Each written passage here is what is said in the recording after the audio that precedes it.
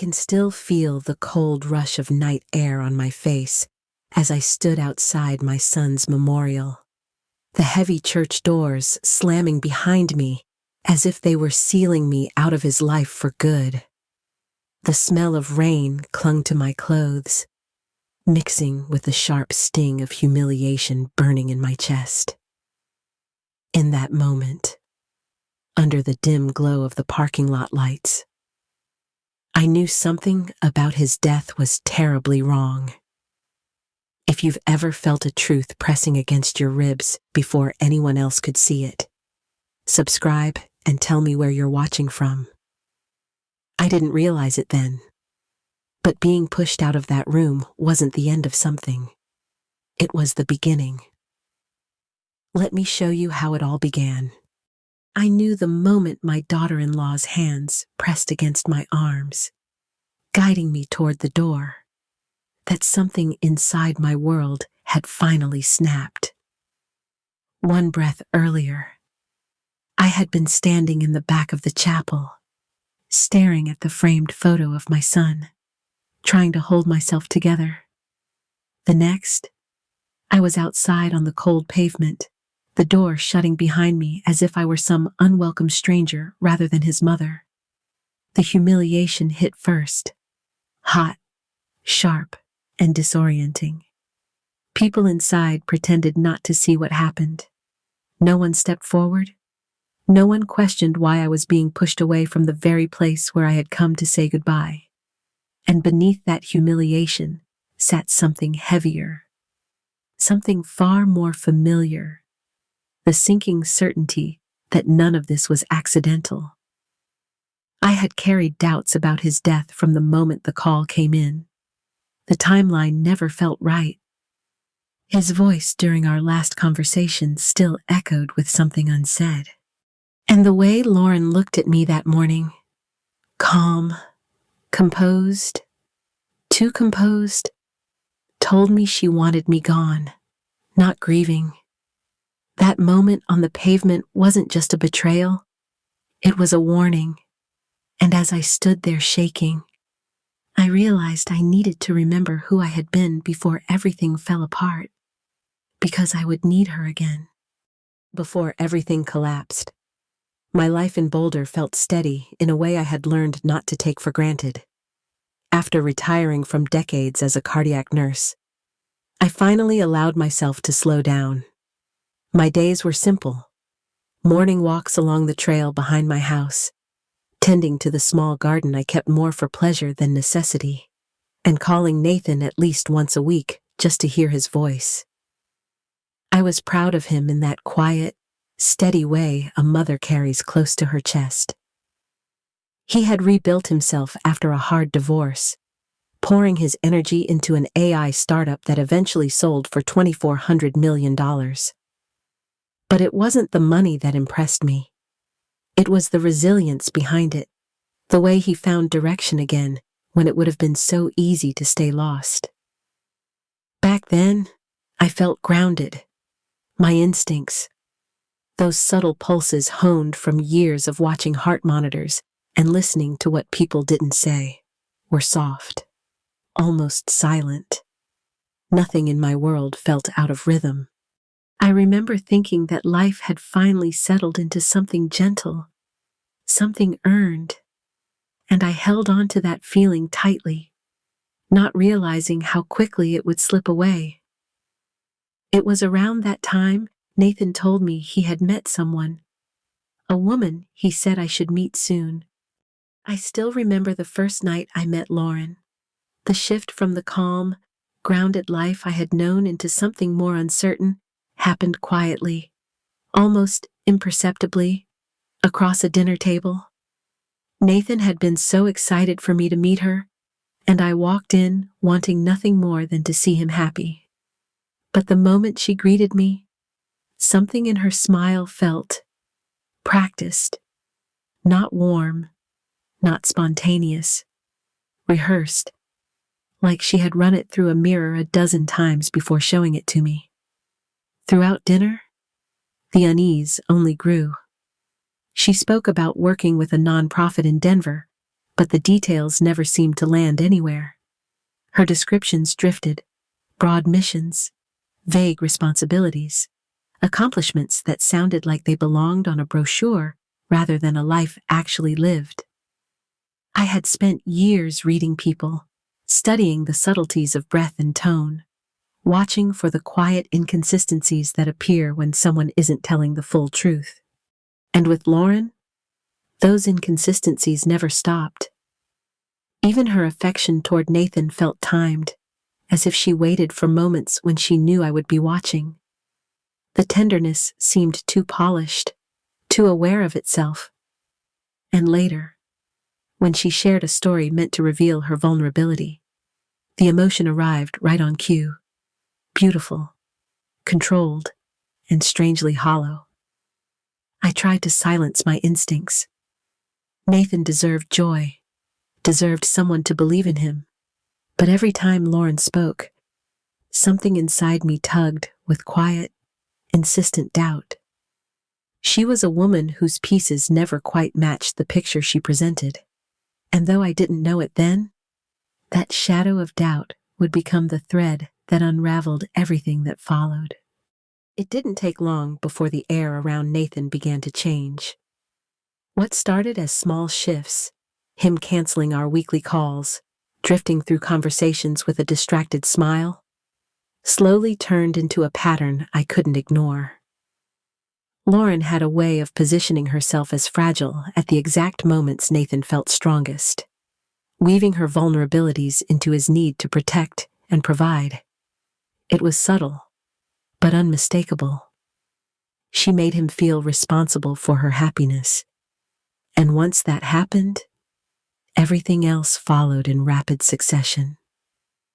I watched her orchestrate situations that left him feeling guilty if he stepped away, grateful if he stayed close, and painfully aware of her disappointment whenever he tried to maintain his independence.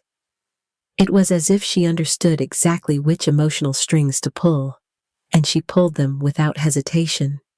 When they announced their engagement, it felt less like a celebration and more like watching a play unfold, one she had been directing for months.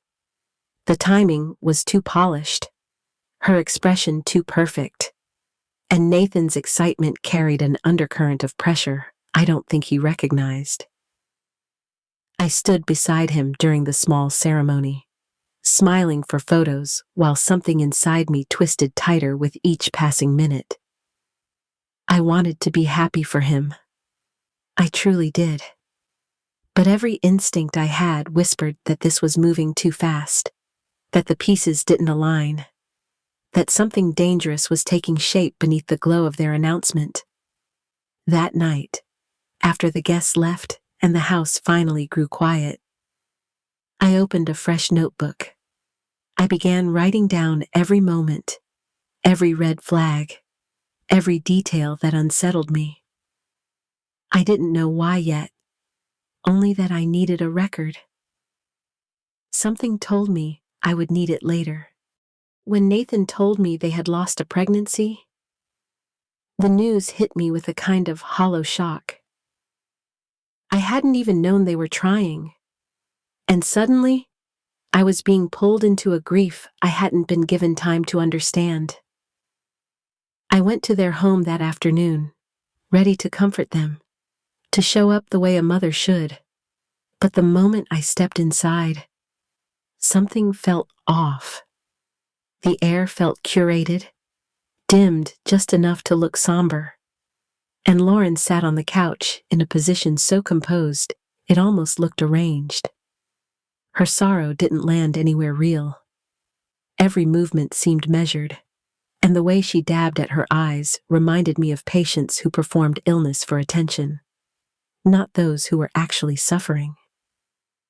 She spoke about cramping that didn't fit the timeline she implied, symptoms that contradicted basic physiology. And when I gently asked if she had seen a doctor afterward, she shifted the subject almost too smoothly. No discharge papers, no medication, no follow-up instructions, nothing. Nathan looked devastated, though He clung to the loss with a rawness that was unmistakably real, and that made it harder. I wanted to hold him, to absorb some of his pain, but my instincts kept whispering that the tragedy he believed in might not have happened at all. As I sat there, watching Lauren's perfectly timed tremors of grief, something inside me tightened. This wasn't sorrow, it was strategy. And that realization marked the moment my quiet concern sharpened into fear, a sense that something far more troubling was beginning to unfold. Mark had always been the kind of friend who looked out for Nathan, even when Nathan didn't realize he needed looking out for. So, when he pulled me aside one afternoon, his voice low and uncertain, I paid attention. He didn't accuse Lauren of anything outright. He just shared small observations, moments that didn't sit right with him. The way she asked pointed questions about Nathan's finances. The way she reacted when he suggested they slow down. The way she tightened her circle so only she had Nathan's full attention. At the time, his concerns echoed my own, but hearing them from someone so close to Nathan pressed something cold into my chest. And then, almost without warning, Mark vanished. No call, no message, no explanation. One day he was checking in on Nathan, and the next, he was simply gone. I reported my worries to the police, trying to explain that this wasn't like him, that he had been afraid of something. They shrugged it off, insisting he had probably taken a trip or needed space. Their dismissal left me standing in the parking lot with a feeling I couldn't shake, a sense that someone wanted Mark out of the way.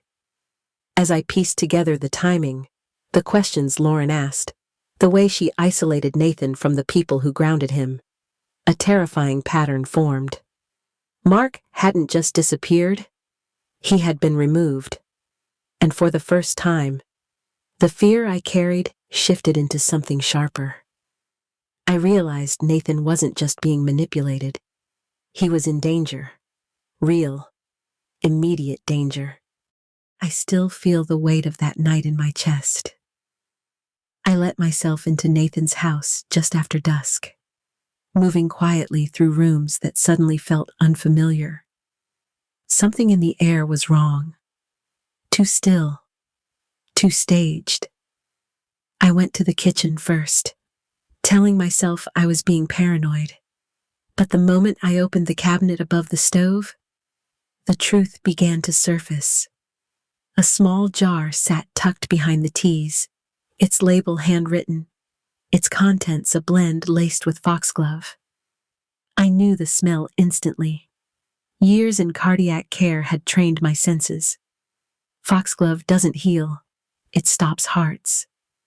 My hands shook as I searched further, finding an updated will on the desk in the study. Fresh ink, signatures I didn't recognize, pages that funneled everything Nathan owned into Lauren's name. The dread that washed through me felt cold and absolute. I was about to leave when I heard the front door open far earlier than I expected. I barely had time to slip behind the hallway cabinet before Lauren walked Nathan inside. I watched through a sliver of shadow as she guided him to the kitchen. Her movements calm, practiced. She stirred the tea blend with such care, adding just enough to hide the bitterness. When he sipped it, his body faltered almost immediately, his knees giving way as she eased him to the floor like she had rehearsed it. Then footsteps entered from the back door, and my breath stopped. Mark stepped into the light, alive, composed, and carrying the same calm expression Lauren wore. They spoke softly about timing, about staging, about letting the poison finish its work. I stayed frozen in the darkness, every instinct screaming. This was no longer suspicion. This was survival. And I knew I had only seconds before everything shattered. I stayed hidden behind the cabinet, my whole body trembling as I listened to Lauren and Mark speak about my son's death as if it were already a finished task. Their voices were calm, almost businesslike, discussing timing, appearances, how long they needed before calling for help so the poison could do its work. Hearing them talk that way, so casual, so certain, splintered something inside me. For a moment, panic pinned me in place. I felt my heart pounding in my throat, my breath catching against the terror that if I made even the smallest sound, they would find me too. But beneath that terror came clarity, a simple, devastating truth. If I stayed silent, Nathan would die on that floor tonight. And if I acted, there was a chance, however small, that he might live. I knew then that fear could no longer hold me, not when my child's life hung in the balance. My hands shook violently as I slipped my phone from my pocket. I captured what I could. Lauren hovering over him, Mark calmly preparing the scene. Then, crouched in the darkness, I dialed emergency services, whispering every detail I had, begging them to hurry. I forced myself to stay quiet as I backed deeper into the shadows, clutching the phone like a lifeline. The house felt unbearably small, every second stretching thin as glass. I didn't know if help would arrive in time. I didn't know if I had already waited too long. But I knew this. I had chosen to fight for him. And now all I could do was brace myself for whatever came next. The moment the front door exploded open under the weight of the officers, the whole house seemed to shake. I felt the impact in my chest before I heard the shouting, commands, footsteps, the thrum of urgency filling every corner. For a split second, I stayed frozen in my hiding place, afraid that stepping out meant stepping into whatever horror waited. But then I remembered why I had called. I forced myself into the open. Nathan was on the floor, pale and barely breathing. The sight stole the air from my lungs. Paramedics rushed past me, dropping bags, calling out vitals, working with the kind of practiced speed that told me how close the edge was. I watched them lift his head, check his pulse, begin the fight to pull him back. Across the room, Lauren was crumbling beneath the officer's questions, attempting to twist her expression into concern, then shock, then confusion. But none of it held. Not when the truth pressed so close. I felt my hand tighten around my phone, the evidence still glowing on the screen. When a detective turned toward me, I stepped forward and placed it in his palm. His face hardened as he watched. Lauren saw it too.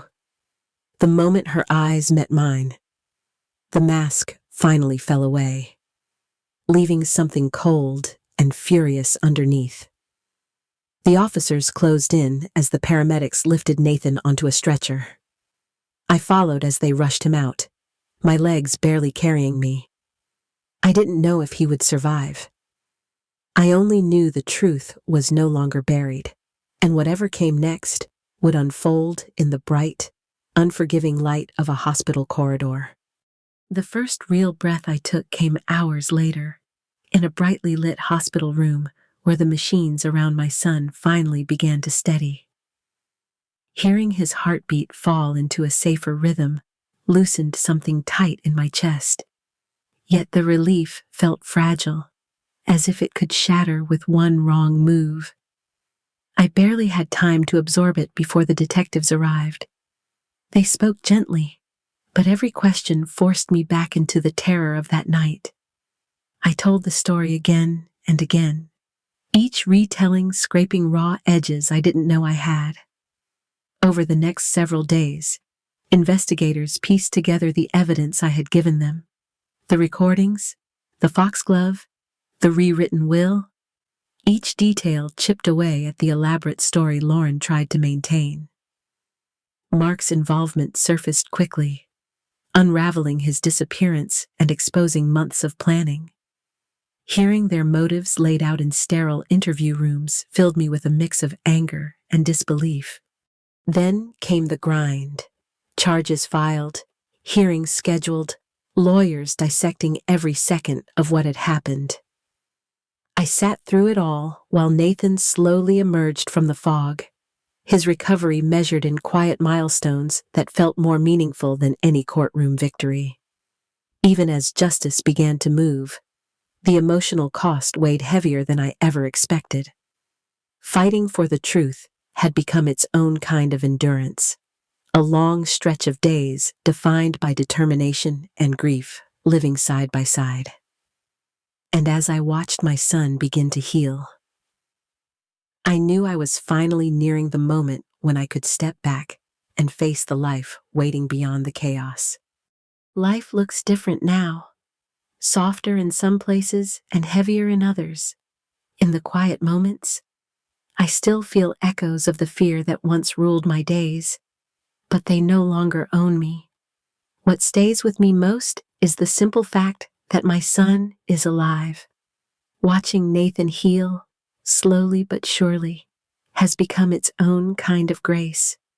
Every steady breath he takes feels like a gift I will never take lightly again. Through all of this, I learned how vital it is to trust the instincts that rise uninvited, the ones we sometimes silence because we want so badly to believe the best in people. I learned that love asks us to be brave, even when our hands shake, and that protecting the people we care about sometimes means stepping into darkness we never imagined facing. I am still healing, but I am also grateful. Grateful for truth, for survival, and for the strength I didn't know I had. And if my story offers anything, I hope it is this reminder: your instincts matter, and your courage does too. Thank you for spending this time with me. If you feel comfortable, I would love to hear your thoughts, or a moment when trusting your intuition made all the difference.